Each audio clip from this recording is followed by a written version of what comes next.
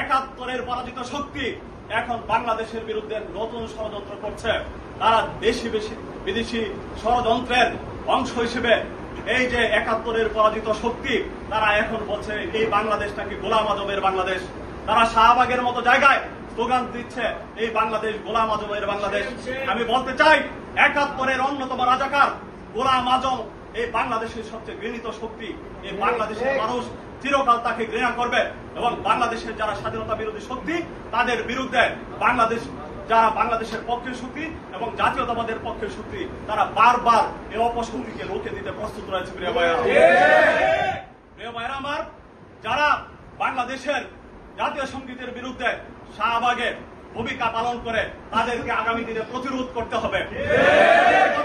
প্রতিটি ক্যাম্পাসে যেখানে এই উগ্রবাদী শক্তি আমাদের সামনে দাঁড়াবে এবং বাংলাদেশের স্বাধীনতা সার্বভৌমত্বের বিরুদ্ধে যারা কথা বলবে তাদের বিরুদ্ধে আমরা কঠোর থেকে কঠোরতর ভূমিকা পালন করব। আমরা প্রয়োজনে তাদের প্রতিহত করার জন্য আমাদের যে ধরনের পদক্ষেপ নেওয়া দরকার আমরা সকল ধরনের পদক্ষেপ দিব।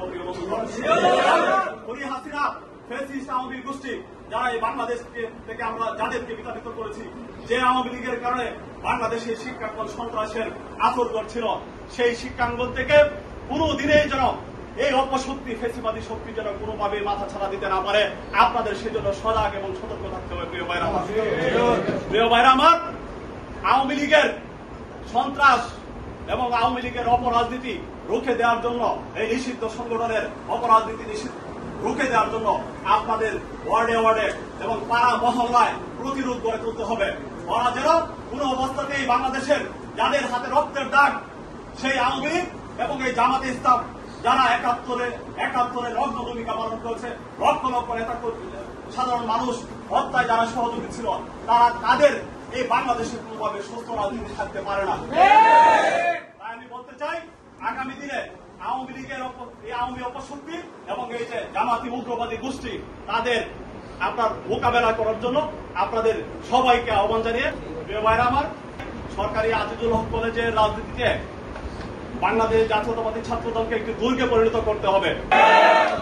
কোন অবস্থাতেই কোন অপশক্তির সাথে আপোষ করা যাবে না, কোন অপশক্তিকে কোন ধরনের ছাড় দেওয়া যাবে না।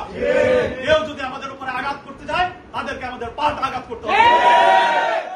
আমার আমি বলতে চাই, বাংলাদেশ জাতীয়তাবাদী ছাত্রদল দেশ নায়ক তারেক রহমানের যে স্বপ্ন, দেশ নায়ক তারেক রহমান যে সাম্য এবং মানবিক বাংলাদেশ করতে চান, সেই জন্য আপনাদের সহায়ক শক্তি হতে হবে। আপনাদেরকে জানতে হবে, আপনাদেরকে পড়তে হবে। আপনারা এই দেশ নায়ক তারেক রহমানের ছাত্রদলকে দক্ষিণ এশিয়ার যে সর্ববৃহৎ সংগঠন, সেই সংগঠনের গৌরব যেন দিন দিন বৃদ্ধি পায়, সেই লক্ষ্যে আপনারা কাজ করবেন।